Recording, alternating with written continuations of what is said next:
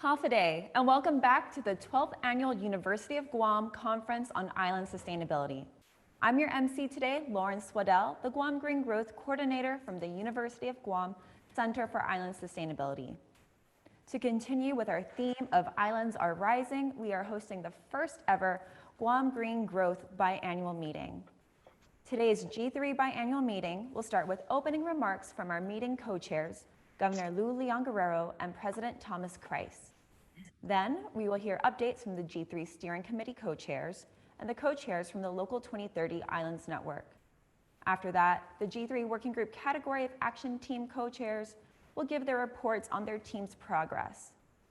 Before the meeting ends, we'll launch two major G3 programs, the G3 Dashboard, an online open data platform to track progress, provide accountability, and ensure transparency on Guam's sustainability goals.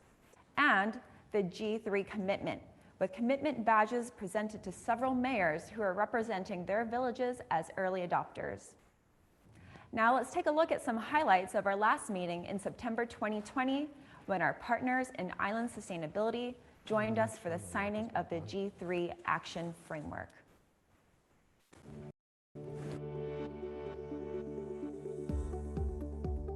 This year marks the start of the Decade of Action, a critical 10-year window to act on the most significant global sustainability challenges before 2030. We are proud to be taking local action to achieve global impact. We are ready to continue accelerating sustainability solutions through our G3 Action Framework and its 5 categories of action: healthy and prosperous communities, educated, capable, and compassionate island, sustainable homes, utilities, and transportation, thriving natural resources, and sustainable alliances. With the COVID-19 threat and the already occurring impacts of climate change, a green growth recovery is needed more than ever to build back better, more sustainable, equitable, and resilient. We in the organization and across the Pacific are able to demonstrate the ability to collaborate effectively together and to positively and optimistically imagine a future that is better than the one that we left behind. The SDGs are our common language and green growth our call to action. Through the alignment of local, state, national, and international action, we can align our canoes in the same direction to ensure sustainability and our people to remain in our island. We can no longer wait on the world to provide a solution of our growing environmental crisis. We must plan and initiate our own innovative solutions. It's time for Guam to be a bright spot for other islands in the same way that those other islands have supported your efforts. We want these important initiatives to succeed because they support our mission, which is to build resilient and sustainable island communities. Our administration is committed to advancing G3, our island's most comprehensive action plan ever created to achieve our sustainable future.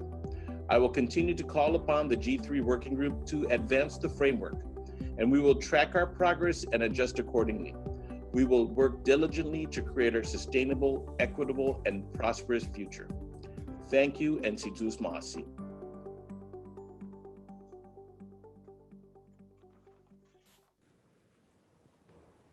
And now I'd like to welcome our meeting co-chairs, the Honorable Lourdes A. Guerrero, Magahaga Governor of Guam, and President of the University of Guam, Thomas W. Krise. Thank you.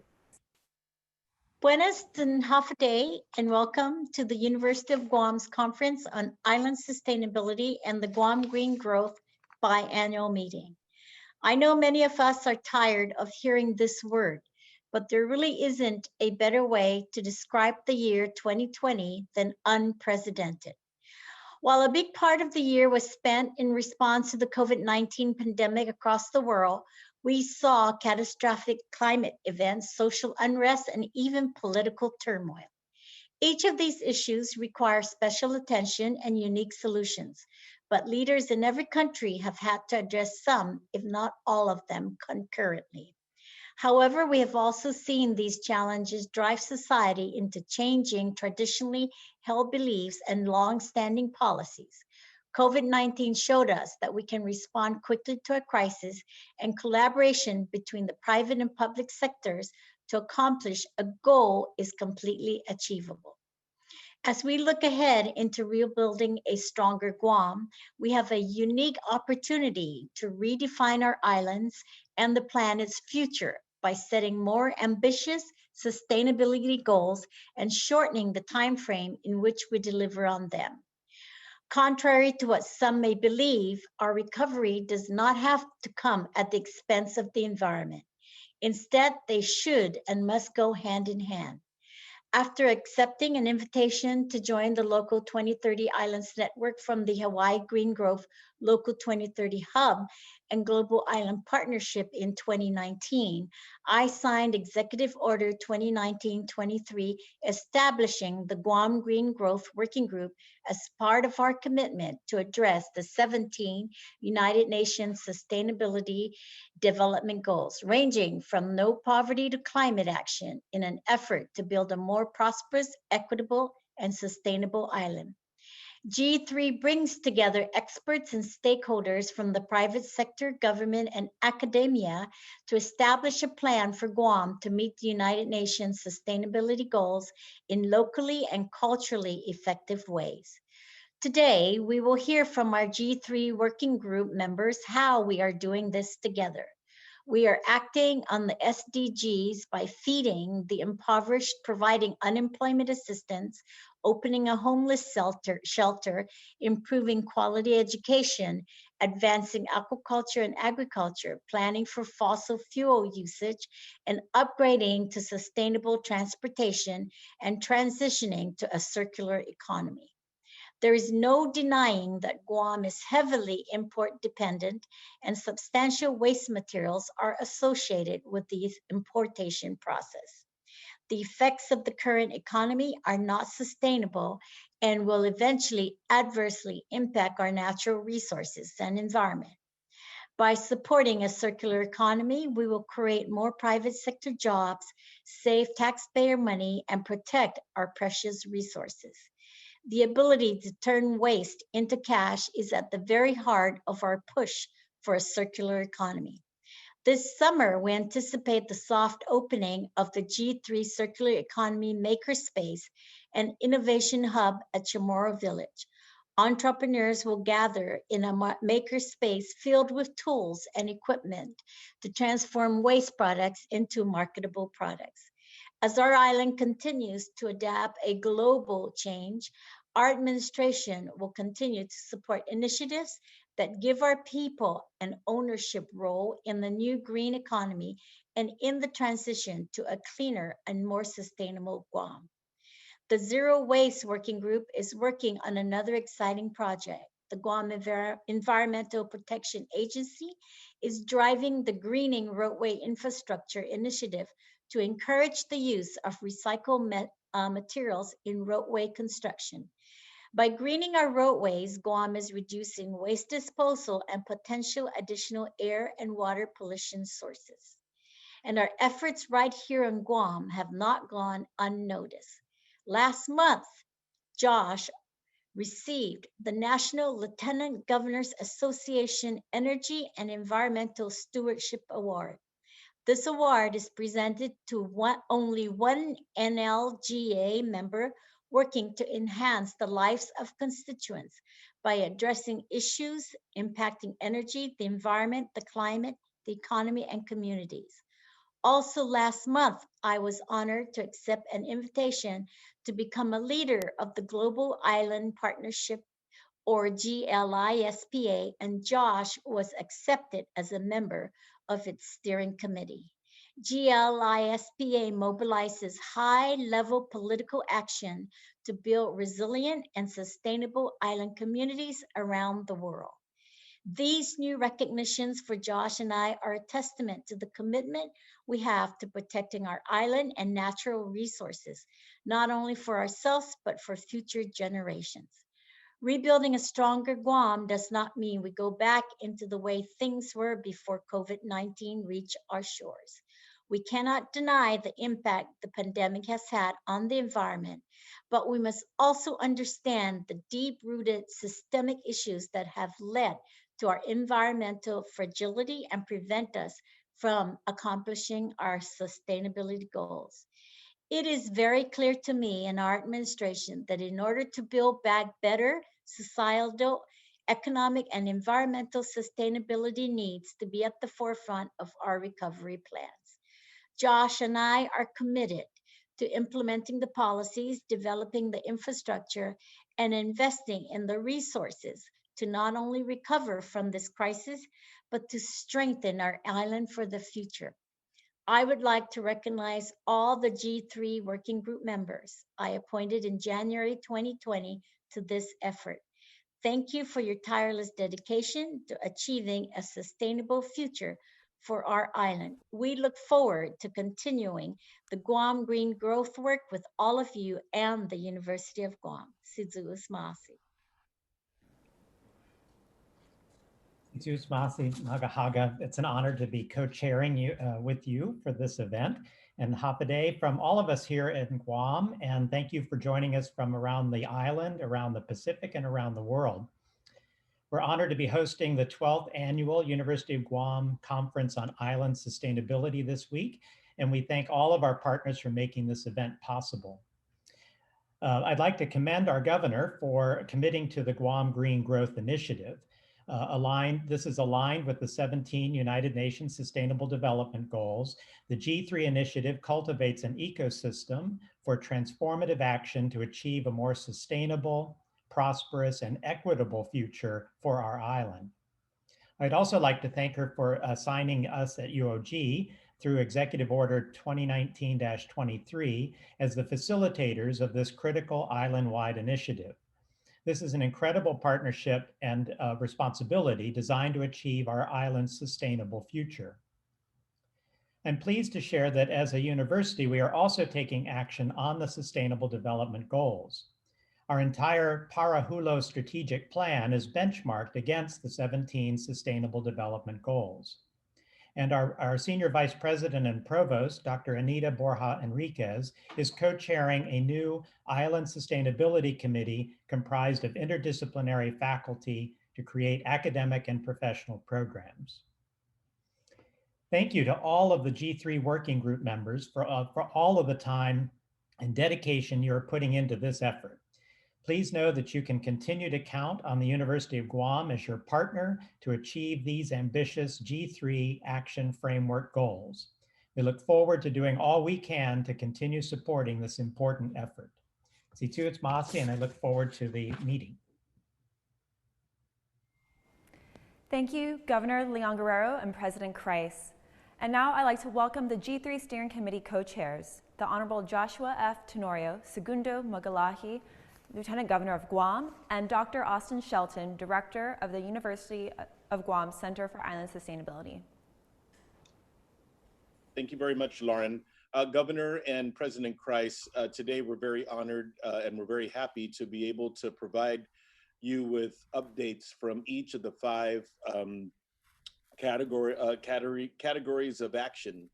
Over the last few months, and certainly since you've made these appointments, we've been meeting on a monthly basis with the steering committee and allowing the steering committee members to engage the help and assistance of other members of the community to identify and prioritize areas for action. This was an opportunity really for our island to not only encourage action, but also to make sure that we have full visibility of what else is happening and try to coordinate those efforts not only in the government, but also in the private sector and in civic society, in the nonprofit world, to collaborate and push initiatives together. We've been able to take advantage of the Zoom technology, although, as we all know, this new normal means that we have to be be very careful about where we go physically, but it has allowed us, quite frankly, to be a bit more efficient and to be able to engage with a wide number of people. The co-chairs together, with each of the five category areas for action, have empaneled youth into each of the action areas. It was a very important part of our process to make sure that not only do we get some opportunity to consult with youth, but also to capture their action and to capture their advocacy. All of this has really improved the plan, and it has made it very, very responsive to our entire community's needs. And so I want to thank all of you and pass it on to Dr. Shelton. And we look forward to the chairs giving their reports. Just so you know, Governor and President Krise, we will be able to give you a report on the results since September 2020 when we have the last meeting. We will forecast what the results will be, additional things for leading up to September 2021. Chairs will have an opportunity to discuss some emerging opportunities and also some needs in accomplishing the goals we've set forth. Austin? Thank you, Lieutenant Governor. For my few minutes with you here, I would like to provide some updates on how we're doing with the G3 core team here at the University of Guam Center for Island Sustainability and helping to facilitate this island-wide action. So here's a sample slide of what all of the chair updates will look like from the individual categories of action. So starting here on our core team, we are going to have we have the G3 action framework that is updated and the priorities have been identified, and so we'll be hearing a lot about that today from the co-chairs of each of the categories of action. We've continued to advance our local partnerships between the local agencies and nonprofits that are here. Also different regional partners throughout Micronesia, like the Micronesia Conservation Trust and the Micronesia Challenge. We have been strengthening those relationships. As well as global partnerships like the Global Island Partnership. As the Governor mentioned, she is now one of the leaders of GLISPA, and the Lieutenant Governor is one of the steering committee members now. I'm representing Guam to co-chair the United States Climate Strong Islands Network, so that's an exciting group of islands around the world, not just in the Pacific and the Caribbean, but other distant islands like off the coast of Maine and off in the Great Lakes of the United States are part of this network. And we also have some updates later today in this meeting about the new Guam Green Growth dashboard and the progress that has been starting with that. So moving on towards our next biannual meeting in September, these are the things that we will be working on here at the Center for Island Sustainability. We're going to make sure that Guam Green Growth Circular Economy Makerspace and Innovation Hub is opened at the Chamorro Village, and that we have that place for the entrepreneurs to come in and start creating things out of what used to be thought as just waste products. So we're going to turn trash into cash instead of our landfills with trash. We're really excited for this project to take off, and so we're actively ordering things and moving pieces in. So very soon we will be seeing that. We're also going to be implementing the G3 Island Beautification and Recycling Project with partners like the Department of Parks and Recreation, Guam EPA, DPW. We have our nonprofit partners like iRecycle and the Micronesia Islands Nature Alliance. We will be having new recycling bins with our mayor's offices, new waste receptacles at some of our parks where these are badly needed.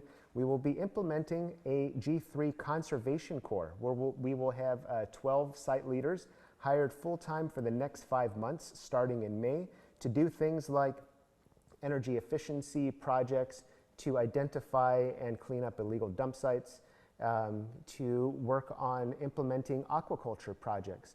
So just a whole host of workforce development training for these 12 individuals in the new green economies that we're really excited for. Our partner on that is our UOG Global Learning and Engagement for the logistics portion.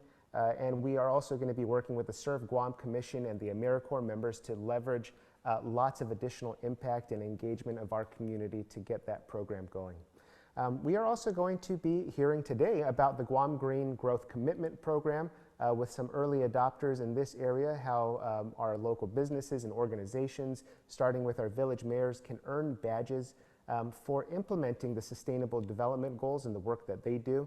And finally, another one of the projects that we're implementing is the Guam Green Growth Community Garden. We're proud to be working with our new partners, Guahan Sustainable Culture, who has made a lot of progress during this pandemic to making sure that we're growing more food locally and getting the food from farms to our community.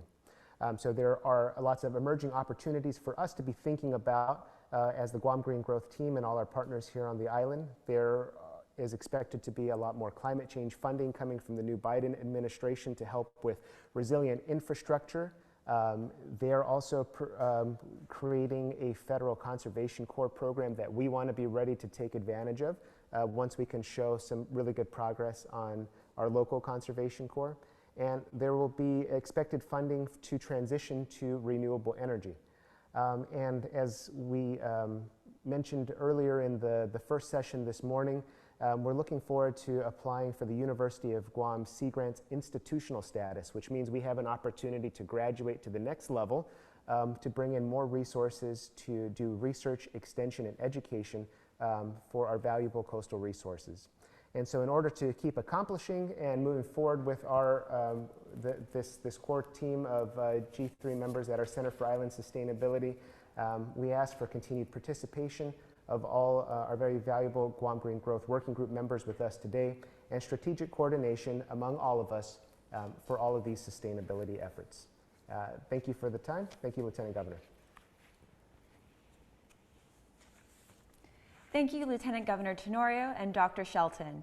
And now I'd like to welcome the Local2030 Islands Network co-chairs, Celeste Connors, Executive Director of Hawaii Green Growth and Local2030 Hub, and Kate Brown, Executive Director of the Global Island Partnership.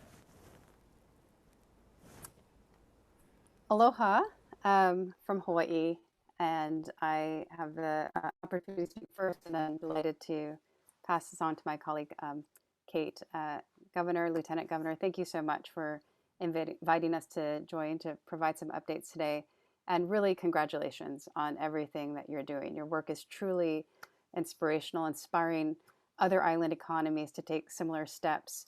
And so we're just excited to provide a couple of updates today and really look forward to participating in the program tomorrow and can share more about our panel discussion. We are very excited to have been working with Guam Green Growth to scale the dashboard in a locally and culturally appropriate way. Before I get to that, however, I do, as our slides are bouncing back and forth, I'll provide a couple updates. We were delighted to have Governor Leon Guerrero on our panel with our new Hawaii County Mayor Mitch Roth, and really looking at the local leadership of an incoming mayor that had the opportunity to engage leaders in Guam, Curacao, the UN Foundation, and others in actually looking at how islands are stronger when working together. We learned from our shared challenges and shared experiences and looking at bright spots and solutions. And so that was a very exciting panel, and we know that we have a friend in Hawaii Island as they are looking at their 4-year pathway to focus on green growth efforts, to strengthening the data that we have populating the dashboard, and the collaboration that we'll see coming from that. I just found it very interesting also that we were able to see at that Hawaii Island Summit the very specific local solutions that are being pioneered across sustainable tourism and agriculture and smart sustainable communities. And all of that and those stories would be captured on the dashboard. I think we're also very excited to announce the work that we've been doing with your team on the dashboard, with Kaimana Bingham, our dashboard manager, and the process that we've developed, and really looking at what is locally and culturally appropriate to Guam and the metrics and indicators that you are tracking. And the fact that we actually have a new member of our team joining that we're delighted to announce, started on April 1st, Paula Mullenkamp with the Pacific RISA program at the University of Hawaii and East-West Center, actually. So Paula will be joining as a network and dashboard project specialist, and she'll be able to work with our dashboard team as we roll this out to other island economies, and that's part of the Local2030 Islands Network. I guess what I'd like to say before I hand it over to, and sorry, just part of that is really determining next steps for the G3 dashboard, looking at the existing Esri and Aloha Plus template on the prototype, and actually since our last meeting, the Aloha Plus Challenge Esri model is actually on the ArcGIS gallery of Esri's site right next to other island economies such as Ireland, which is exciting. So we're looking at the data process and documentation and doing a walkthrough of that. What I did want to note is just the update on the Local2030 Islands Network. I mentioned Paula joining our team, which is providing additional capacity. And just a reminder of why this is so significant, the work that Hawaii is doing with Guam, that we are really going to be partnering with the U.S. federal government and agencies, including the State Department and NOAA and others. And we're just delighted that this is looking at how U.S. island economies are leading in this peer-to-peer engagement with our other island partners. And that's hugely significant because we know President Biden has announced the climate summit that's taking place, and he's convening the largest economies and emitters. And in that space, the Local2030 Islands Network is creating a space for emerging island economies and major island economies to come together in a peer-to-peer fashion to really set what is most important to islands in building climate resilience and getting on net zero emissions pathways. And so just a reminder, before I hand it over to Kate, on what is so significant about the network and when Guam joined and is showing such leadership and how we implement that, it's around these 4 pillars. It's being able to show the political leadership and to identify the local goals to advance the SDGs and strengthen this long-term political leadership throughout these political cycles. It's also the public-private partnership that you've showed tremendous progress in and advancing, and the diverse stakeholders that are coming together. And then it's our ability to measure that progress and track that through the impact dashboard, and then to implement the concrete actions. And each of our island partners will be in different stages of what is important to them, what is appropriate to them, but certainly with Guam's leadership and the work that we'll do together, and we look forward to doing together, we're very excited that we'll be able to accelerate action. I'll hand it over to Kate Brown now, who is our co-secretary of the Local2030 Islands Network. Thanks so much, Celeste. And someone generously has decided to mow the lawn right near me, so I apologize if everyone can hear that. Firstly, I wanted to actually really congratulate Governor Leon Guerrero for agreeing to be a co-chair of the Global Island Partnership, which I am an executive director for. And as you correctly identified, as we are co-secretariat of Local2030 Islands Network, and also to really warmly welcome Lieutenant Governor Tenorio to the board of GLISPA. Some of the people, Celeste is actually also on our board, and we'll see other board members of GLISPA in our panel tomorrow that we're having, which is in the Local2030 Island Network. And you might wonder, like all these organizations, how they relate to each other. But our partnership was really created to mobilize political leadership and help islands work together.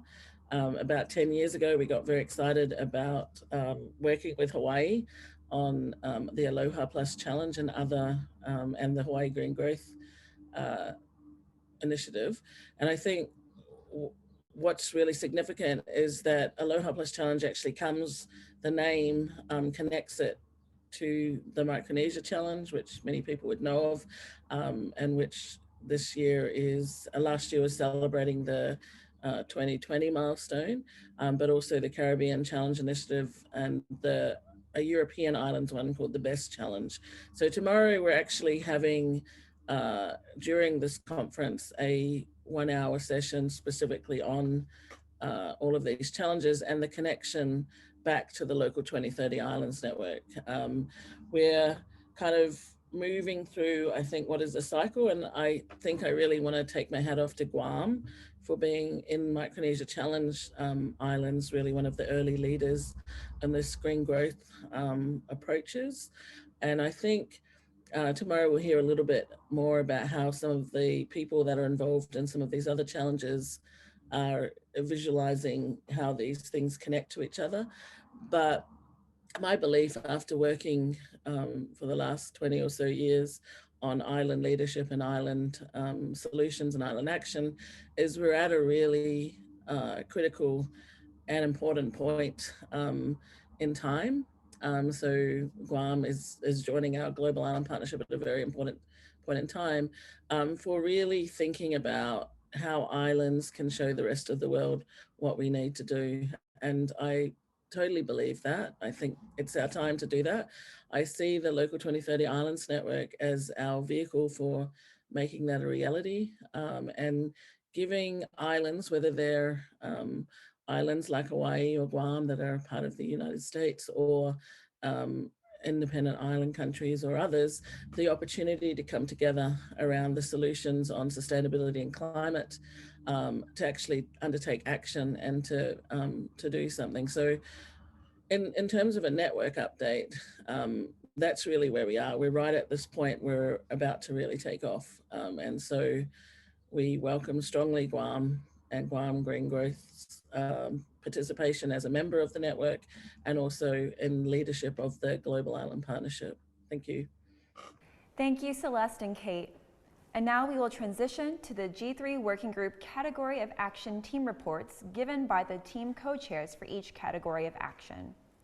First, we will hear from the Healthy and Prosperous Communities team, co-chaired by Lola Leon Guerrero of the Bureau of Statistics and Plans, and Melanie Mendiola of the Guam Economic Development Authority. Good morning, everyone. My name is Melanie Mendiola. I'm with the Guam Economic Development Authority, and joining me is my co-chair and the fearless leader of our group, Lola Leon Guerrero from the Bureau of Statistics and Plans. And so our group is diverse. It's made up of representatives from across the government, as well as nonprofit and private sector as well.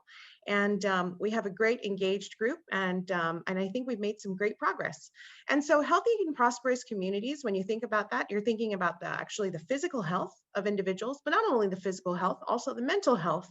And to further extend that, the financial health and prosperity of our local individuals. And so that's something that our group has been working very diligently on for the last several months, and continue to identify opportunities and move forward. So some of the results that we're happy about since September of 2020, we added some goals, of course, having to do with creating a COVID-free community. As of, I believe, the time of reporting, that I'm reporting, we have over 32,000 individuals in Guam vaccinated, fully vaccinated. And so we're very proud of this, this forward movement and progress that the government, that the Department of Public Health and Social Services, in partnership with many other partners in the private and public sectors, have made, as well as expanding women's, adding a priority on women's health. The group has also undertaken a social media campaign to reduce tobacco usage. While in general, tobacco usage is on the decline kind of globally, it continues to be something that is recognized as a health threat to especially at-risk populations, and that's something that's really important to us. We've expanded substance use disorder treatment services. There's design and programming concepts for drug and alcohol treatment, and a rehab facility was completed. And then kind of shifting more towards long-term food security, which of course contributes a great deal to our local health. We've started the process of integrating local produce into government programs. In 2019, local produce was introduced into some of our schools. And during the COVID pandemic, to address senior food security needs, the Department of Public Health also purchased local produce for the purpose of their sort of like their Meals on Wheels program. The Department of Agriculture has done quite a bit to increase human capacity in health and agriculture. They've added, I believe it is 3 positions in ag development services. And that's something this department hasn't really expanded in decades. And so we believe 3 bodies doesn't sound like a lot, but it's significant when you think about the efforts, the human capital servicing now available to service our farmers and agricultural producers. There are more ag and aquaculture focused grants kind of moving into our island from other agencies. The Guam Economic Development Authority is proud to have received a $200,000 grant for a commercial aquaculture feasibility study. That we received that from the Economic Development Administration. There's also been local funding pumped out to our farm organizations, including the Farmers Co-op and Guahan Sustainable Cultures and Farm to Table Guam. Farm to Table received a $1.2 million grant from the Administration for Native Americans to expand training to farmers in organic and small farm methods. And the Fishermen's Co-op restarted after more than 2 years of not a whole lot of activity. The Fishermen's Co-op has restarted through the advocacy of the Office of the Governor of Guam and partnership with various government agencies, including the Port Authority of Guam. But some of the most significant work that's been done since September 20 is the policy work that's been done. And we're really fortunate, this group is really fortunate to have the advocacy of Senator Clint Rigel, who's the oversight for economic development, so my agency, in addition to agriculture. And one of the most significant pieces of legislation that passed was, which we didn't mention on this slide, is Bill 401. And Bill 401 was to create a circular, well, it was to revamp a qualifying certificate, which we called the Circular Economy Certificate, qualifying certificate. So for businesses to remove waste from the waste stream, depending on the volume, they could qualify for tax 100% rebates on their corporate income tax, 100% abatement on their business privilege tax, which for those who are not from Guam, BPT is sort of like our sales tax, and use tax, which is the landing tax for when you bring things here. And Gita is very fortunate. We're very excited to have received our first letter of intent from a company interested in applying for this QC. And they're interested in applying for this QC for the purpose of removing waste from the waste stream in the sectors of construction and hospitality, which are two significant sectors on the island. Some of the expected results that we're expecting by September of 21 is to do some worksite wellness in GovGuam agencies, encourage more of it, a continued increase in tobacco awareness and education. There's currently a women's shelter, Lighthouse Recovery Center, women's shelter that's under construction, broke ground about a week ago. An inpatient detox program. Obviously, this is just a lot of capital being devoted to treatment and of individuals with substance abuse issues. As far as aquaculture and agriculture, we're continuing to organize our efforts to go after more funding so that we might sponsor programs, especially in the area of workforce development. There's long-range plans completed by the Soil and Water Conservation District, so conservation practices, implementing more broad-range conservation practices. The University of Guam has a farmer and producer resources page that it's currently, they use it internally, but it's not available publicly. They'll be making it available publicly. We're attempting to streamline the food permitting processes, but that's all kind of after all of the legislation settles and is implemented that will make the process of doing business as a farmer agricultural producer easy on the island of Guam. And curriculum and credentialing for CLTC, it's just more farmer training. Some of the emerging opportunities we see is leveraging technology in agriculture and aquaculture. An Ag Innovation Center is something that we're interested in, that our group is interested in organizing around at the University of Guam. We see that farmers in other jurisdictions, a lot of times a government will encourage or subsidize group benefits such as health insurance or retirement for farmers. And that's something we're also exploring. And just a lot more, and then continued marketing of local food and the local economy. And again, more funding. Some emerging opportunities are, we're starting to identify more funding to address COVID-19 prevention, chronic disease, tobacco use, substance abuse, and mental health. Some of the needs in accomplishing these goals, the Department of Public Health and Social Services is standing up a vaccine and antiviral prioritization planning committee to drive equity in vaccination campaigns. So this is to improve access to higher risk populations and including populations, including the underinsured or uninsured. to implement a combination of worksite-based physical activity policies. So as we see, people are still, whether we're working at home or working at an office, sitting down does not encourage good health. And so some things to encourage people to get up and move around. Expanded health outreach, resources to implement some of the high priority action items under zero hunger, decent work, and economic growth. So a lot of that has to do with continued, similar to what I had described with the qualifying certificate program and how that addressed encouraging companies to remove waste from the waste stream. So continuing to expand on that for long-term sustainability planning of key industries on our island, including tourism, construction, and all of the industries we're attempting to diversify into at the current time. And we have a number of legislative updates to agriculture and aquaculture.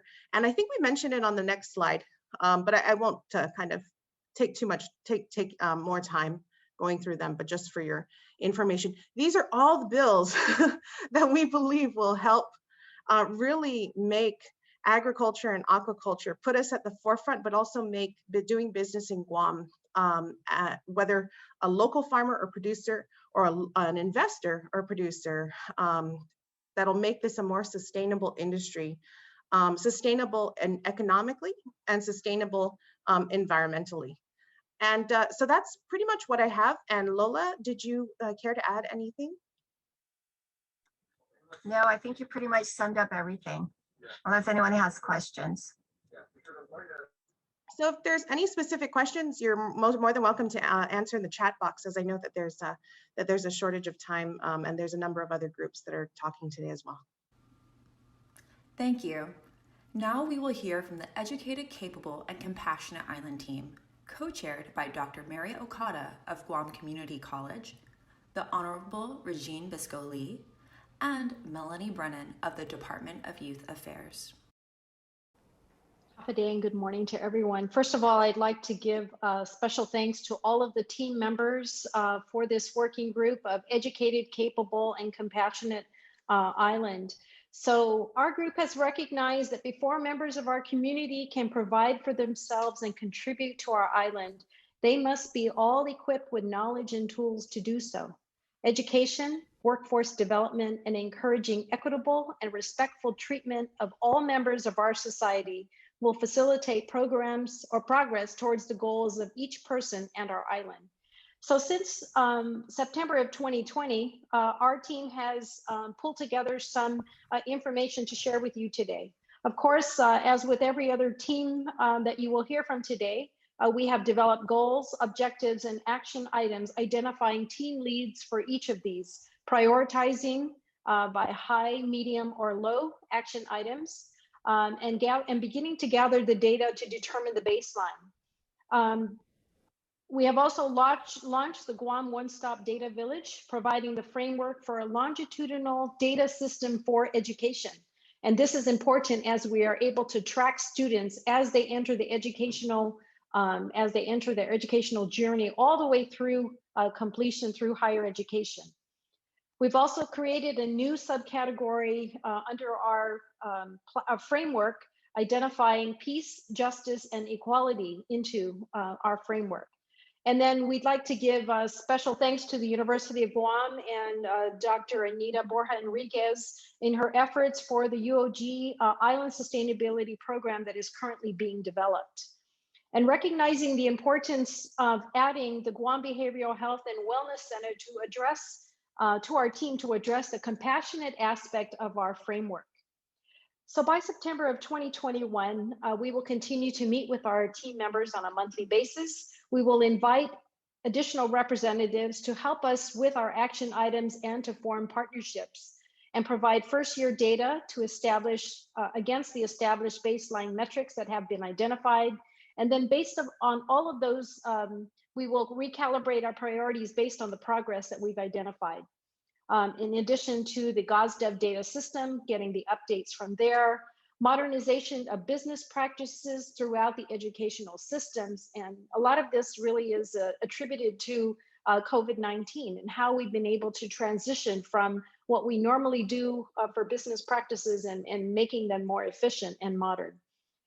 And of course, identifying cost savings throughout the expansion of solar energy platforms that are currently being pursued and the training opportunities that will be available through the Guam Trades Academy and Dr. Bert Johnston's program. And of course, upskilled workforce with industry credentials. And so these are the results that we hope to obtain by September of 2021. I'd like to now pass it on to my additional co-chair, Ms. Melanie Brennan, to talk about our emerging opportunities. Hi, good morning, everyone. Our team sees emerging opportunities specifically with the Guam One-Stop Data Village, which provides the framework for data collection so that data results can better inform decisions, policies, and practices. We see funding opportunities such as developing environmental literacy programs to support curriculum development on resiliency, and the Substance Abuse and Mental Health Services Administration AWARE-C, which is an acronym for wellness. Let's see, AWARE-C. Well, it provides training for educators and other partners on adverse childhood experiences, or ACEs, and trauma-informed practices. We also see opportunities with the expansion of distance education platforms throughout Guam in both educational institutions as well as within the community, for example, through community resource centers and even libraries. We see strengthening information technology infrastructure throughout Guam through U.S. Department of Education's Education Stabilization funding. And we recognize cost savings as a result in investments in sustainable infrastructure development. Needs in accomplishing these goals: to develop policy to support sustainable curriculum and energy efficiency initiatives, also to support legislation, probably to incentivize and encourage sustainable facilities and future infrastructure development, create a data warehouse for data available from partner members for ease of locating relevant information, and to also establish technology literacy through professional development training and community support, to garner community support for sustainable practices. Thanks, Lonnie. Hafide Todes Hangzu, and a big thanks to our governor and lieutenant governor. Thanks to our G3 team. And as we all know, building an educated, capable, and compassionate island will require our collective efforts. Lonnie had touched on some of our needs, and I know that there's a comment in the chat from Micronesia Climate Alliance, which raises a concern about developing policy and supporting legislation. But I really feel that it's very critical that we have that active community support for these sustainable practices to really ensure that our islands continue to rise. So I want to thank Dr. Okada and our Vice Chair Lonnie for all of their efforts, our entire educated, capable, and compassionate island team for putting all of these results together and getting some of the data that we're going to need moving forward. So Suzos Maasi. Thanks, everybody. Next, we'll hear from the Sustainable Homes, Utilities, and Transportation team, co-chaired by Vince Areola of Department of Public Works, Brent Wiese of the Guam Building Code Council, and Rebecca Respicio of the Guam Energy Office. Okay, thank you very much, Lauren. Good morning, Governor Leon Guerrero and Lieutenant Governor Tenorio. I'm very pleased to make this presentation in front of the folks attending here, along with my co-chair, Brent Wiese. In terms of the results that we've had since September of 2020, I think most notable here was the adoption and the passing of the Tropical Energy Code, which became law, I believe, in January of this year. That's a huge accomplishment for the building code folks here in Guam, and many thanks to Brent, because he really pushed that for the last couple of years. Also, we've had some really good advancements from GRTA, Guam Regional Transit Authority, with Selva Balta at the helm there. They've received a $9.5 million grant for basically electrification and to use electrical vehicles on island. So kudos to Sel there, and we'll be talking further as part of the quadrants here. The GWA completed a draft plan hopefully to convert the septic tanks throughout the island and connect them to the island-wide wastewater system. So, that's going to be something really huge for the island in terms of sustainability. Here at DPW, we've been coordinating with the U.S. EPA to understand and to fulfill our requirements under the permit that we received for MS4. MS4 basically stands for Municipal Separate Stormwater Sewer System. That's basically all our stormwater drains here on island. And that's a huge project that we're faced with here at DPW. We've completed the draft mapping of all our stormwater facilities here on island. And that gives us basically an idea of what we're faced with in terms of completing the mandates of MS4. We just started to participate in the Judiciary of Guam's Community Service Program. And I'm a real big fan of this because this is basically free labor to help clean up the island. We had a meeting last week with the Superior Court Judge Alberto Lamarena and his staff at the court, and they're real pleased that we're able to participate with this community service program and help clean up our island in terms of litter, trash, and roadway debris. Hopefully by September of 2021, we're looking to get training with individuals in the government agencies on all the relevant building codes.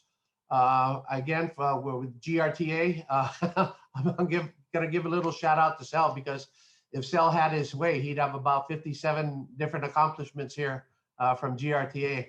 But he's looking to purchase 10 new GRTA buses. And we're real pleased to have him here at the DPW compound, where a portion of our compound here was dedicated to the new GRTA facility. It'd be for their administration and for maintenance, and so that's a huge accomplishment for him. Under GWA, they should complete the installation of the outfall diffuser for the Northern District wastewater treatment plant upgrade. As you know, they are under a number of federal requirements to upgrade their wastewater treatment plants throughout the island. Again, back to MS4, we hope to hire an MS4 administrator basically to oversee this entire program. In talking with US EPA, it's something that's needed. As a matter of fact, we've been assisted by the folks in Honolulu because they're smack in the middle of their MS4 upgrades as well. Then also we want to begin a public outreach efforts on the importance of stormwater drains. It's something that you don't really see until you have an issue of clogged stormwater drains, and how it ends up in our rivers, in our oceans. So we need to have a much better outreach program on the importance of that. We're also looking to complete an assessment of all our substandard housing, both for homeless issues and as well as for safety issues for our community. And then we hope to launch an aggressive, of course, and meaningful anti-litter campaign in working with the Lieutenant Governor's Island-wide Beautification Task Force.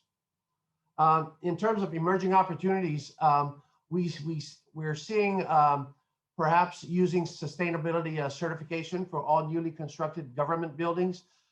We certainly should take the lead when it comes to sustainability, as we are doing today. And we can do that using the statutes as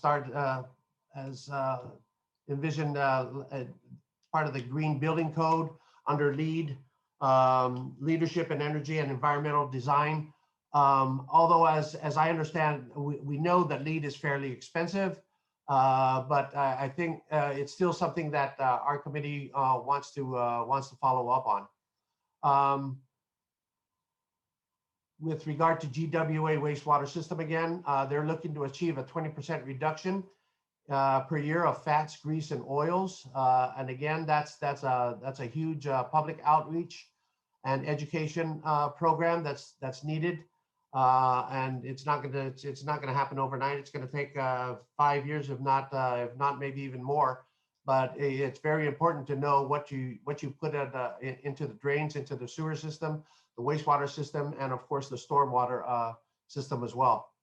Back to GRTA, they're looking to construct electric vehicles charging stations throughout the island, not just for their buses, but as I understand, also for hopefully, once electric vehicles start taking a grasp here throughout the island. And then, of course, we're going to have to seek grants and additional funding to comply with our MS4 mandates. It's a huge mandate. It's going to cost quite a bit. The good thing is the US EPA is being gracious with us. I'm trying to find the right word. They've been gracious with us and not really cracking the whip, so to speak, but they understand our position here. They understand the COVID issues.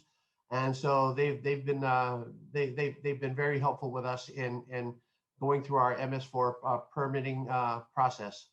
And then one of the last things, we'd like to consider sustainability efforts in the government permitting process. So as we go through permits, building permits and licensing, we'd like to take a look at especially some of the larger projects that are being built throughout the island, and making sure that there's some sustainability issues are taken care of during building, during design, during construction.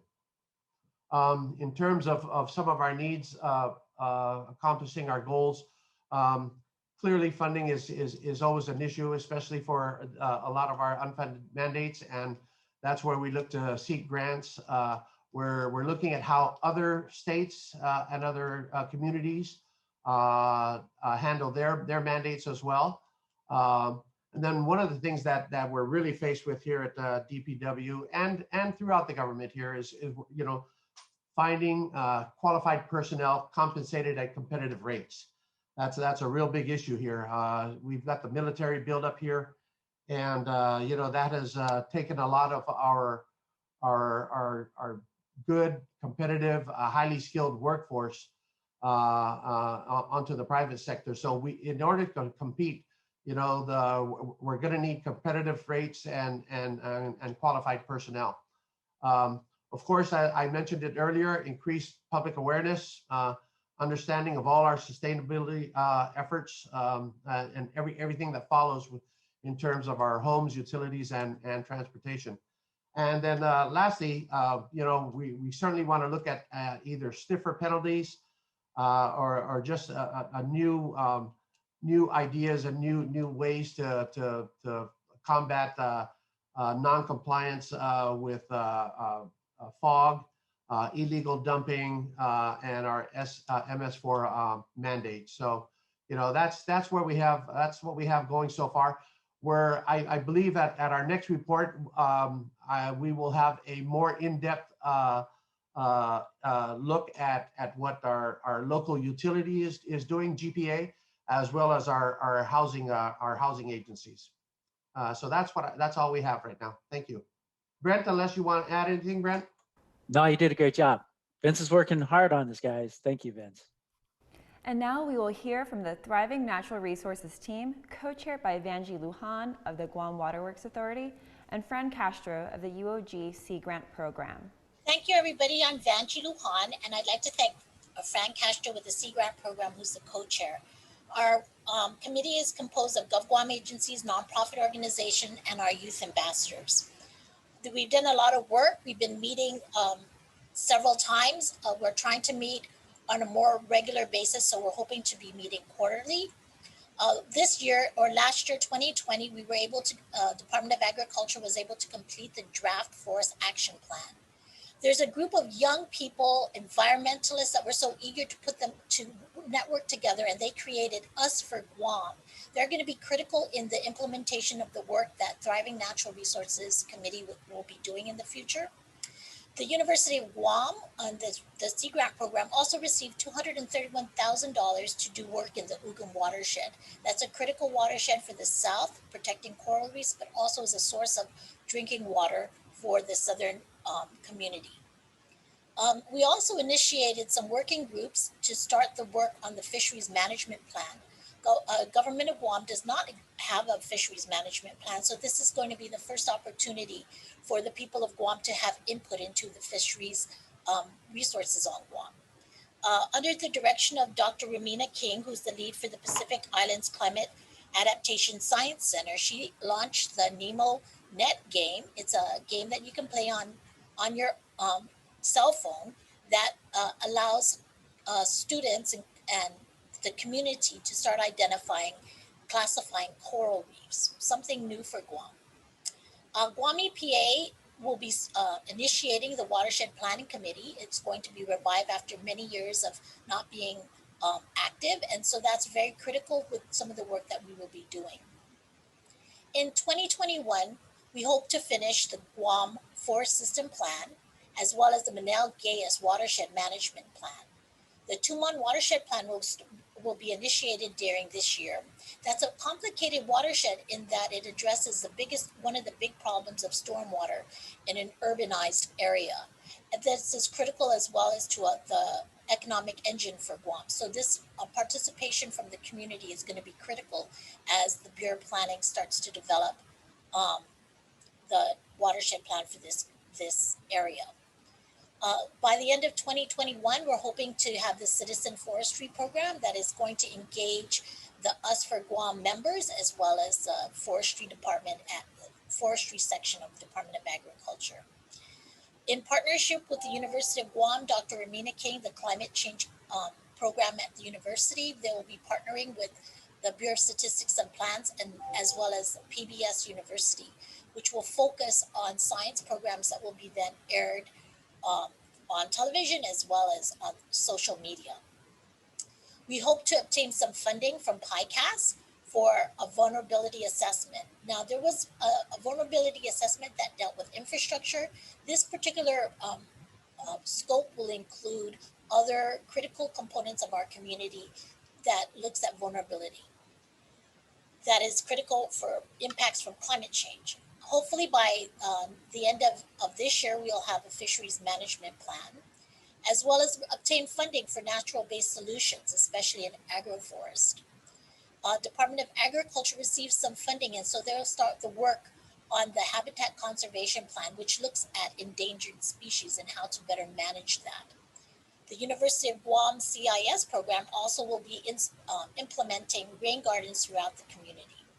There are some emerging opportunities that the Thriving Natural Resources would like to look at to address some of the goals that we have for the next 5 years.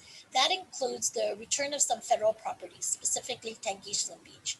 This will allow for increased parks as well as wildlife habitat. The Department of Defense has a program called Readiness and Environmental Protection Integration, or REPI, that provides funding for reforestation projects and implementations on government of Guam properties as well as private properties.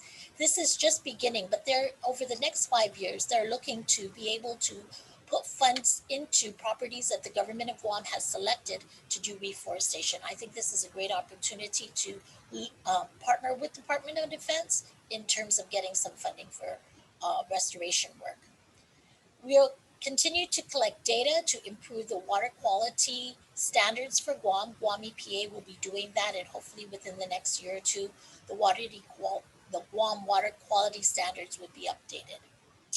In addition, we have an opportunity to work with UOG's School of Engineering in developing climate concepts for building construction, so that, as Vince had talked about, for sustainable practices in the permitting program, we're hoping that the University of Guam School of Engineering will be able to develop some concepts so that we can update the building code so that it does reflect sustainable practices, especially climate change impacts. There's Department of Interior has announced additional funding for the removal of invasive species. And so we're hoping that many agencies, nonprofits will look to Department of Interior to address that, because that's a big problem here on Guam. Some of the things that we need to accomplish our goals is, of course, obtaining funding for projects. We have a lot of funding to develop plans, but we don't necessarily have a lot of funding to implement and do the what's required to make those projects successful. So that's something that we really need. We also need policies and laws for improvement of fishing and enforcement. We're just starting at that process of looking at that, but that's something that, including like fishing licenses and other enforcement activities, that we need increased policies for. One of the things that we really need is monitoring programs. Data, data, data. How much more can we say it? That's the only way that we're going to see if what we are doing now is going to make a difference. The more data that we have and established monitoring programs are in place, this is the way that we can adjust and make changes so that we understand if the work that we're doing is making a difference in our environment. Another thing that we can benefit for restoration and conservation of our properties is if we can have the list of government properties that are available for that. I know that when we talk about available government and Guam properties, sometimes we look at it in terms of commercial or residential use, but we also have to put some thought to what are properties that we are going to need for restoration so that we can build resiliency so that it will be address the impacts of climate change. And finally, we need human capacity. There's a lot of programs that are planned in the next 5 years, but we don't necessarily have the capacity to implement those projects. So that's something that we're looking forward to. Some additional information that we wanted to include were some of the challenges that our group has. We're heavily dependent on federal funds. So we need to look for other ways where we can obtain funding for some of the projects that we have, especially as we're looking towards implementing some of the projects that we're interested in doing. We all know everyone is very busy. We are pulled in many directions. So identifying a champion in each of the agencies, the nonprofits, or in our community is critical to the success of the things that we have suggested. The other challenge that we have is if you're working in natural environment, natural resources, we can communicate with each other. We love to work together. We have our established networks. We understand each other when we talk. Our problem is other people don't understand us and we don't understand them. So communication is critical to us. We are starting to move, the University of Guam and Sea Grant is moving in the direction of having more communications for science people. So that's something that I think that we're all looking forward to. We're not the best communicators and all assistance will be greatly appreciated. The other thing is we really need buy-in from our stakeholders, our policymakers and leaders. This is difficult. Some of the solutions that we are asking the community to do are not necessarily going to be easy. There's going to be some sacrifice on our part on the short term. And so we really need buy-in from all the stakeholders to ensure that the recommendations, especially in new policies, are that we need to have done so that we are addressing the impacts of climate change, the improvement of coral reefs, the continuation of improving our forests. That's going to take a lot of effort and a lot of buy-in from our community. One of the things in our group that we found interesting is that our youth don't feel connected to the work that we're doing. Us for Guam is one of the ways of trying to do that and being more engaged with the community, with the government agencies, with policymakers. And so I think that that's something that we need to pay attention to and something that we need to invest in. We all talk about how important our youth are, and so this is one of the things that they've said to us. And hopefully Us for Guam, as well as the G3 ambassadors, is one of the pathways towards that engagement with our future of the future of Guam. So that's some of our challenges. We're up for this challenge, and I know that we are very interested in all the work that we're trying to achieve under G3. And maybe I can ask Fran if there's anything else she would like to say, if there's other things we've missed. No, I think you covered it pretty well. I just want to say thank you to our working group members who also put in a lot of time and effort into this report. So. Yes, thank you. Thank you. Next, we'll hear from the Sustainable Alliances team, co-chaired by Melvin Wonpat Borja of the Commission on Decolonization and the Department of Chamorro Affairs. the Honorable Melissa Savares, Mayor of Dededo, and Trina Leberer of the Nature Conservancy Pacific Division. Off of the G3 team, Governor, Lieutenant Governor, my name is Melvin Wampat Borja. I'm joined by our Vice Chair, Trina Leberer. Our team members include Mayor Melissa Savares, Dr. Ken Golfigan Cooper, Sarah Thomas Netadog, Vera Tapasia, Cliff Kyoto, Dr. Nicole Donraj, Nolan Flores, and Brianna Duenas. Okay, we'll get right to it. Our results since September 2020 include the completion of the action framework and prioritized action items. We synthesized our 4 focus categories, which include self-determined and decolonization, informed, clear, and unified message, genuine security, peace, and prosperity, and partnerships to advance the goals. We also worked on continued partnerships with Local2030 Islands Network, leading to our Governor and Lieutenant Governor representing Guam in various international virtual forums and meetings. And we have collaborated with the Hawaii Green Growth, ESRI, and OTEC to launch our G3 dashboard. Our expected results from 2021 include drafting of a regional and international organizations engagement report, which is really meant to be like a roster of the different ways that we engage regionally and internationally, both in organizations and forums. We expect to have proof of increased international engagement, particularly in the UN regional seminar, the gathering of the UN C24, the 4th Committee, the Indigenous Forum, the UNPO, which is the Unrepresented Nations and Peoples Organization, the IACHR, which is the Inter-American Commission on Human Rights, and the UN Special Rapporteurs. I did want to mention that we traditionally participate in the regional seminar, the C24, and the 4th Committee gatherings. The Indigenous Forum primarily is represented by nonprofit or non-governmental groups, but we do have intention of engaging as a government. We are members currently of the United Unrepresented Nations and Peoples Organization, and we continue to work closely with them. We are tracking a case at the Inter-American Commission on Human Rights regarding tomorrow self-determination, as well as 3 separate UN Special Rapporteur filings citing human rights violations on Guam.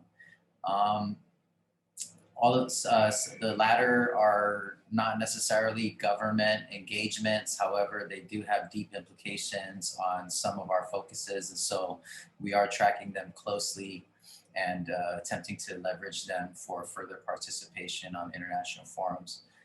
We plan to draft a regional solidarity statement by the executive and 36 Guam legislature. This is something that we believe is very helpful to our collaboration and solidarity work within our region, particularly now that our neighbors are fully engaged in compact renegotiations. We expect to have proof of engagement with Micronesian leaders to strategize sub-regional approach in Guam's inclusion. As many of you know, Micronesia has left the Pacific Islands Forum, and there's word that there will be heavy future investment in the Micronesian Islands Forum. And so we expect that Guam will try to increase our participation in Micronesian forums along with our neighbors. We expect to continue building new partnerships with island sustainability and strengthening our current partnerships. And we expect to expand the G3 dashboard to include more data visualizations and narratives, particularly for our focus on sustainable alliances. Some emergent opportunities include the opportunity to build strong relationships with the Department of Interior, which is a major funding source for a lot of the efforts on Guam.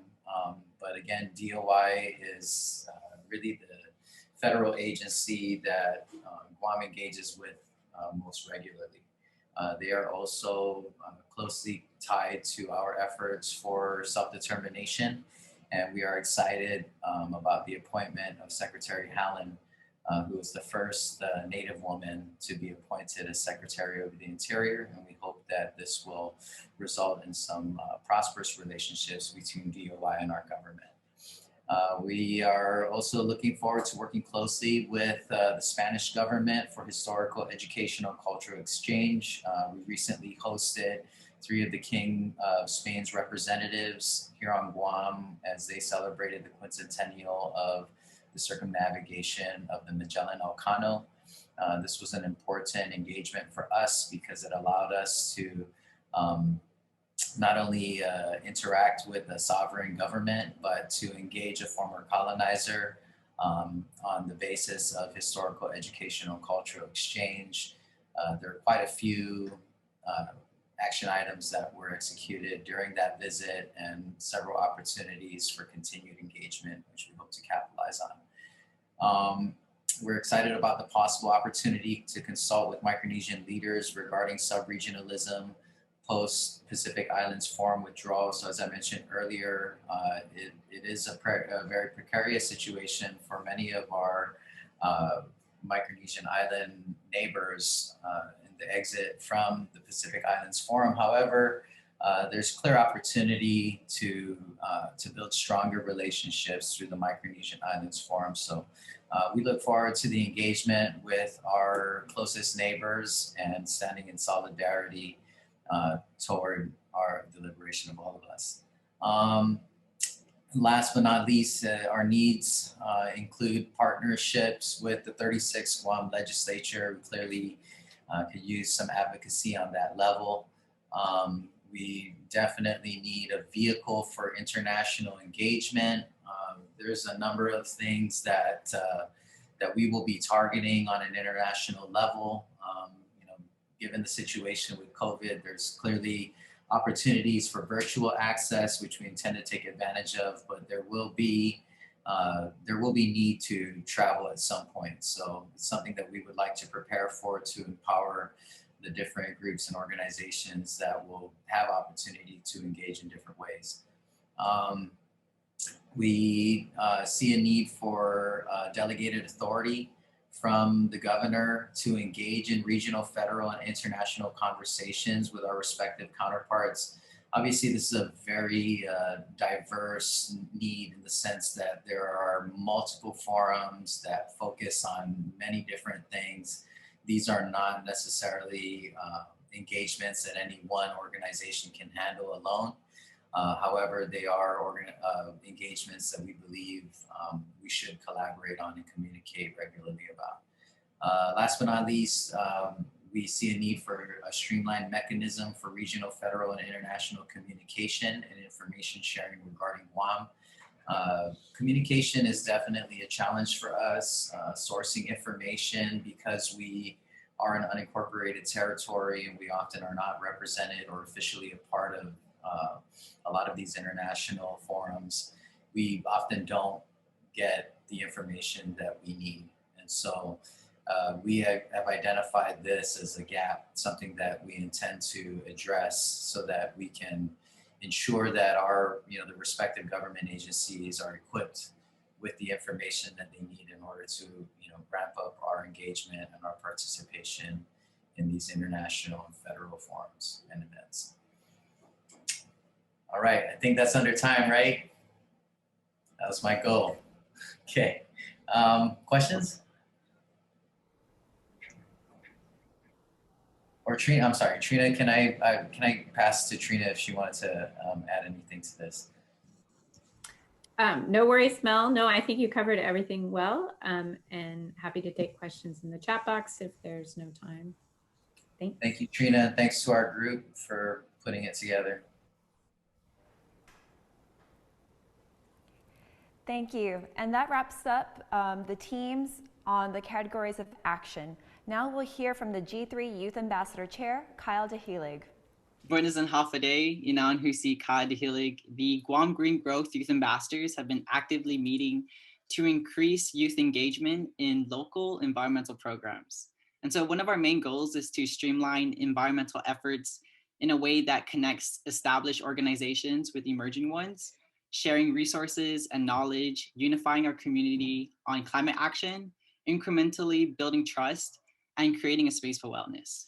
We're working on this through the Us for Guam network that you guys heard about from Ms. Banji, and with about 10 organizations consisting of Guam Department of Education high school groups, island-wide youth organizations, nonprofit and local small businesses, by inspiring to promote our actions and voices as leaders in environmentalism here on Guam and in the Pacific region.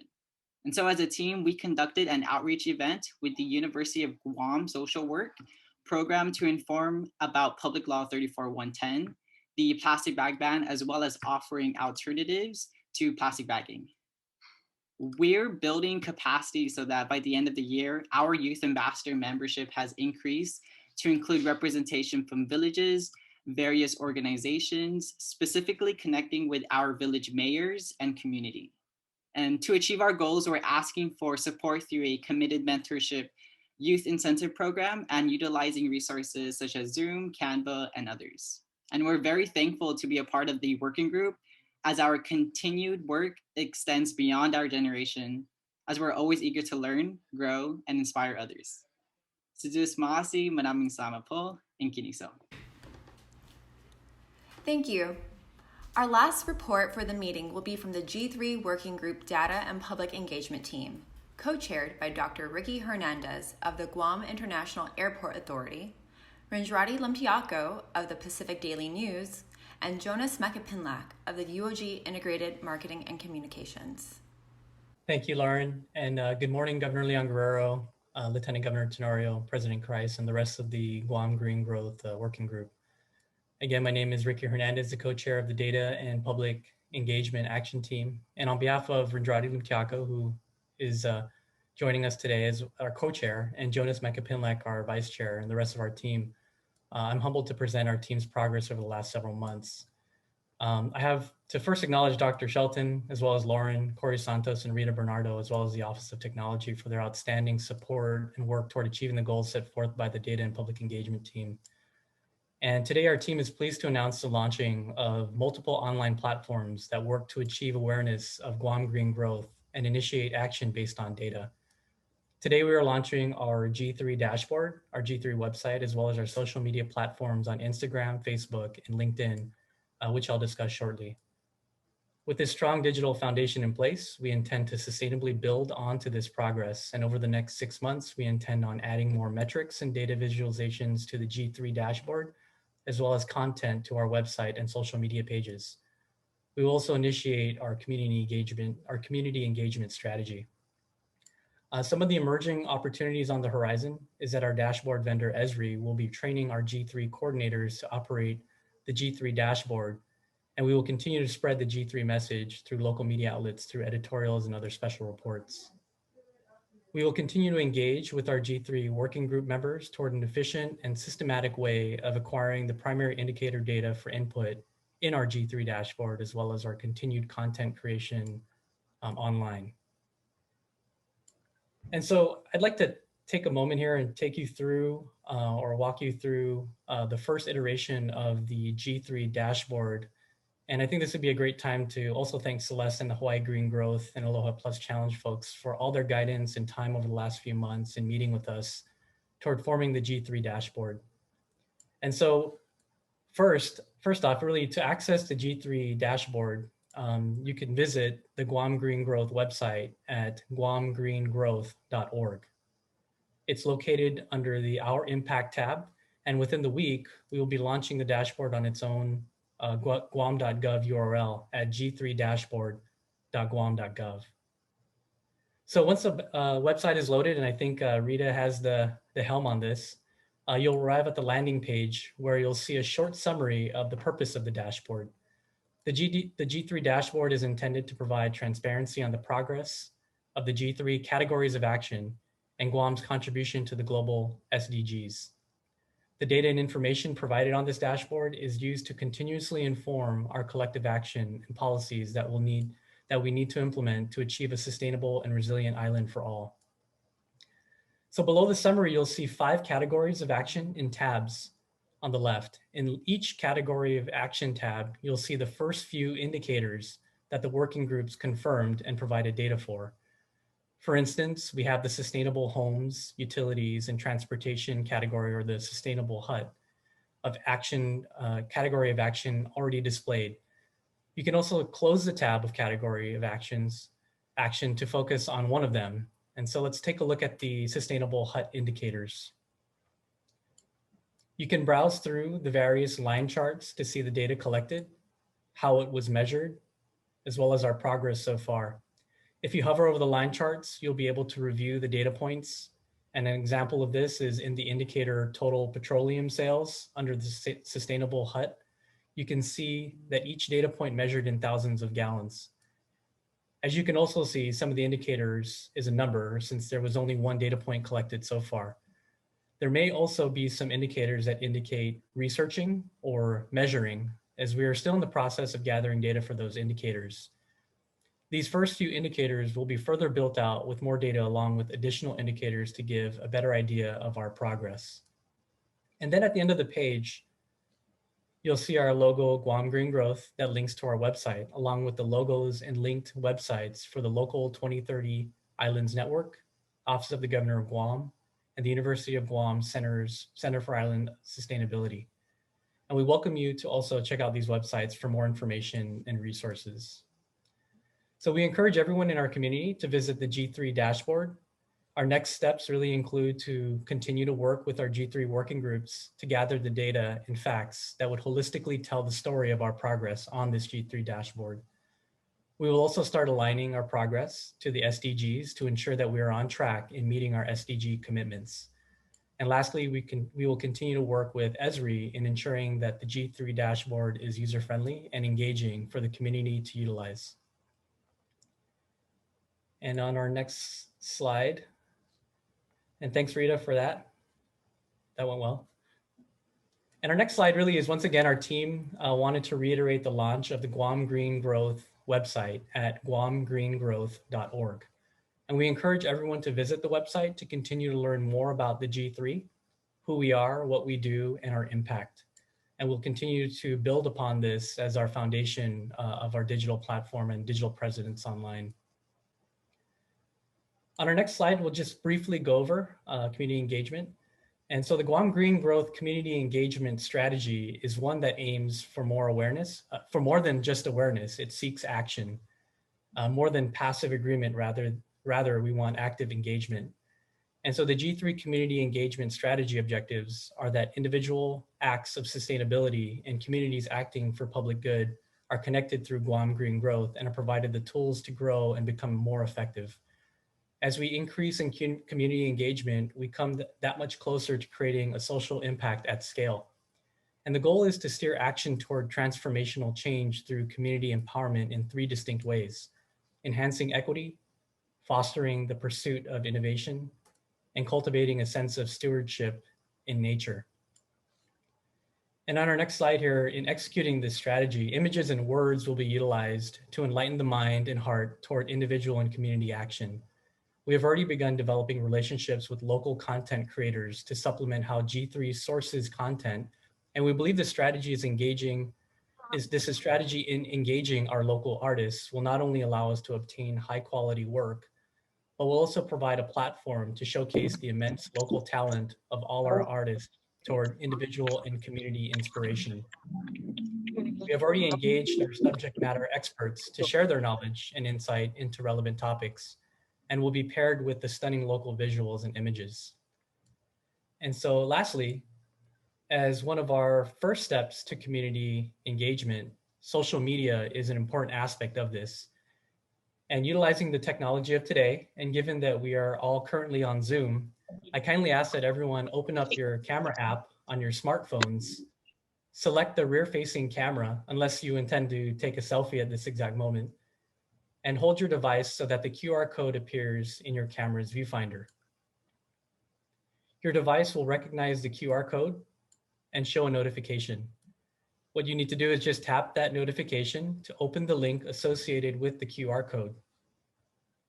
And once you've landed on our page, tap the follow button to follow us on Instagram. For those using your smartphone to join in, we've also provided the social media handles for Instagram, Facebook, and LinkedIn below the QR code. And you can of course also visit the guamgreengrowth.org website to access these platforms. Just scroll to the bottom of any page to find the social media icon links. And I want to again just thank our data and public engagement action team members, Ree, Jonas, Nicole, Crystal, Kyle, Kara, Sandy, and Tyrone for allowing me to present on the group's behalf, as well as Lauren, Corey, and Rita for their tireless efforts. Thank you.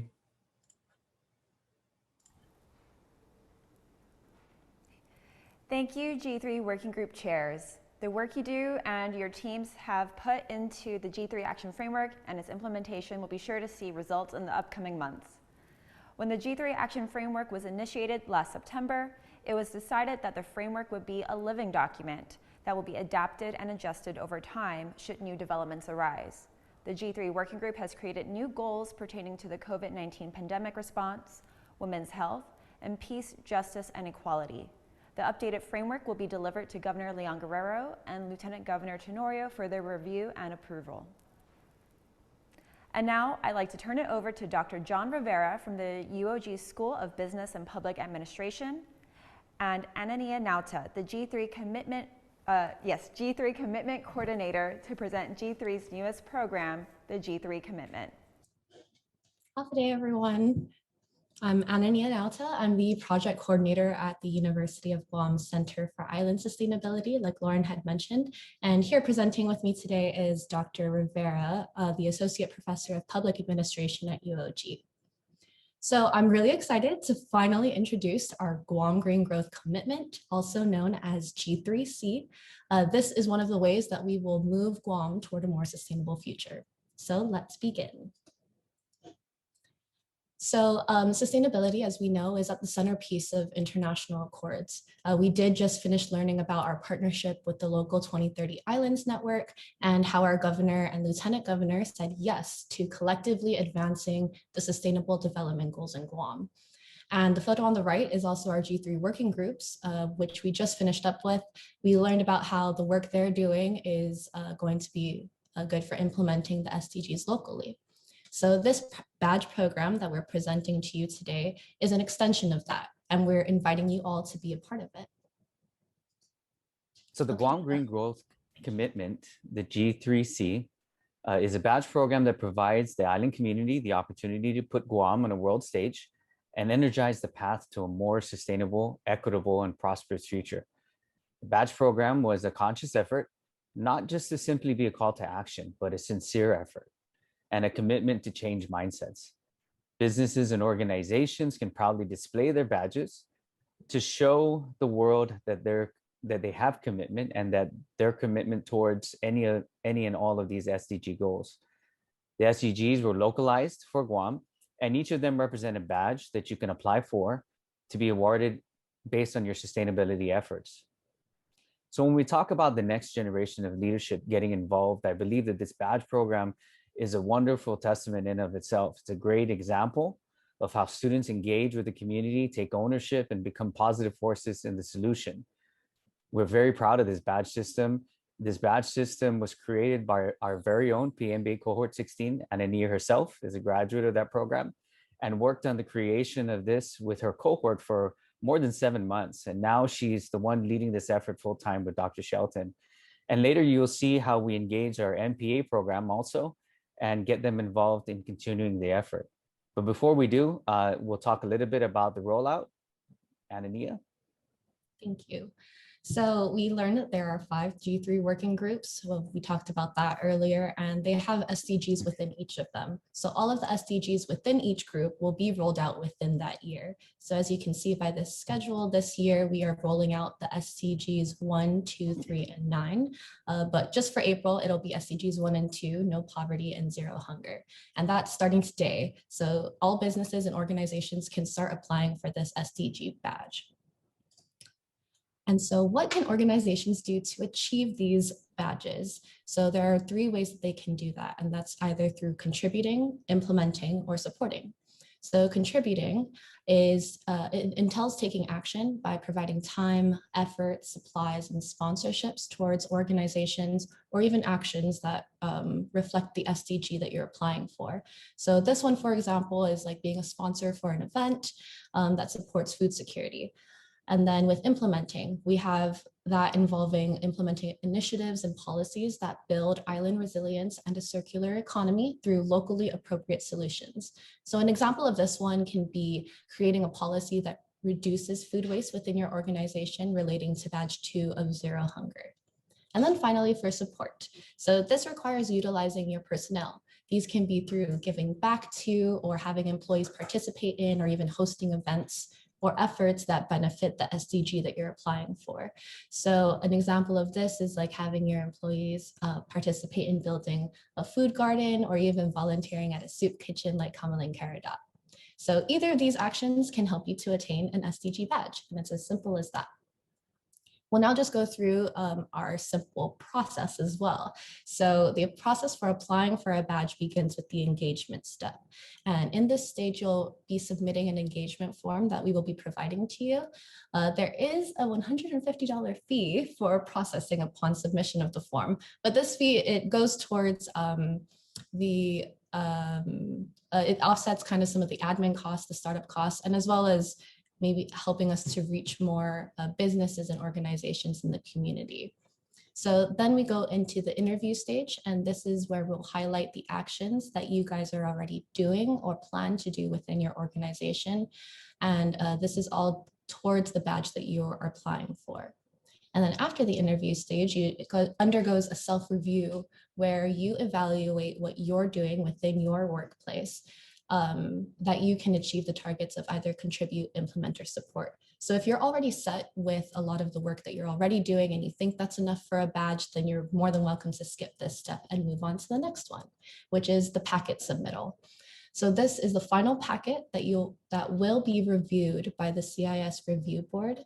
And finally, then it moves on to the review and auditing, where the CIS review board, it consists of people from either the CIS team, the G3 working groups, or other experts that we feel can audit in this, depending on the badge you're applying for.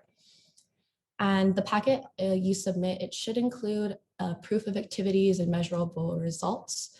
And then finally, it undergoes the awarding. So if you are approved, your organization will be awarded the badge. And if not, then recommendations will be offered to you to work on to attain the badge next time around. So it's as simple as that.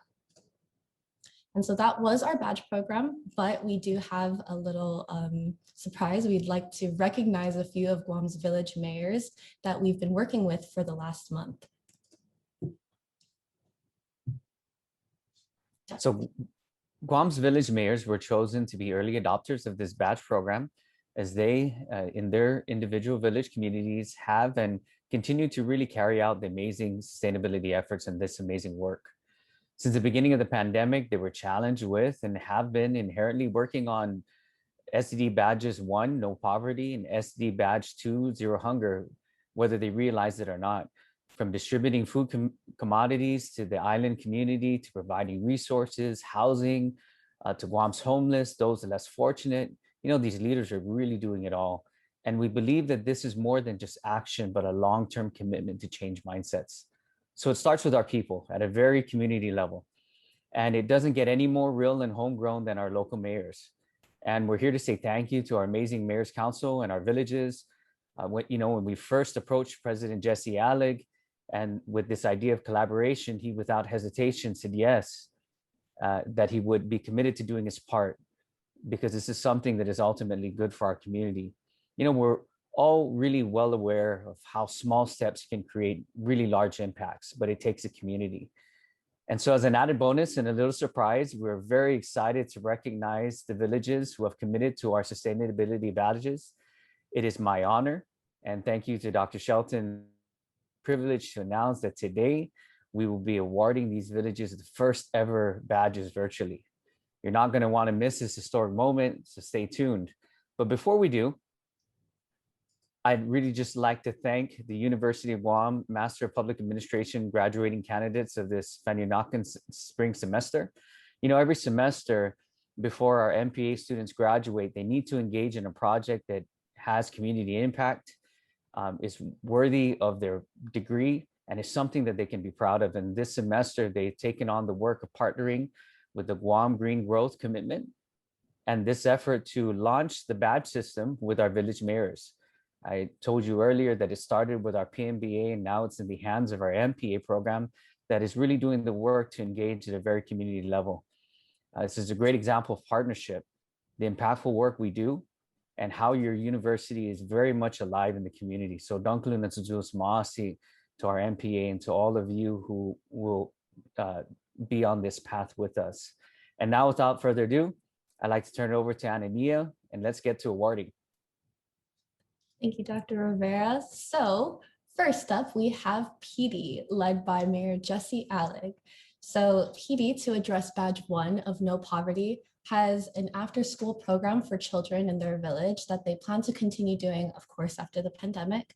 But they're also putting together an adult educational program where they will provide work training as well as childcare to assist individuals with job attainment. So that's really awesome. And then for badge number 2 of Zero Hunger, PD is putting together a food pantry for their community that's specific to the needs of their people. They started a raised garden and received donations from families in the village to assist those in need. They're also partnered with the Farmers Co-op to provide and deliver produce bags to families. So Sidzos Maasi and congratulations, PD. I know we did invite a few of our mayors to be on today, but they are so busy doing such good work. So if Mayor Alec is on right now, or if not, we can go ahead and move along to the next awarding.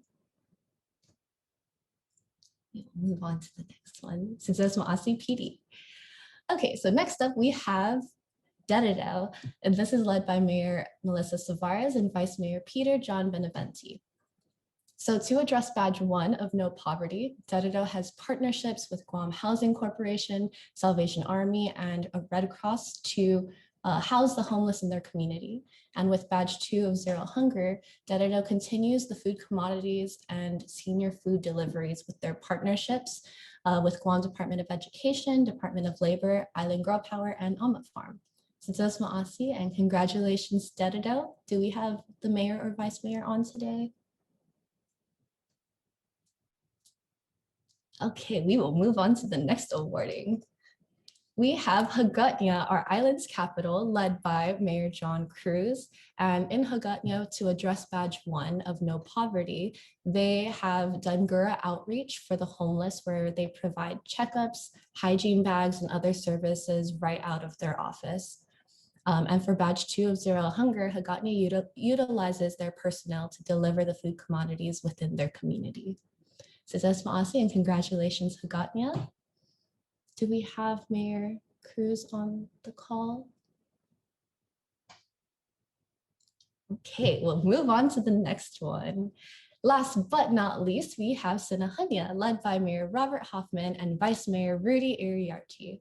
And to address both badge 1, No Poverty, and badge 2 of Zero Hunger, Sinahanya provides food commodities to senior citizens and those in need in their village through their partnerships with different wholesalers, GDOE, United, and as well as ABC Store.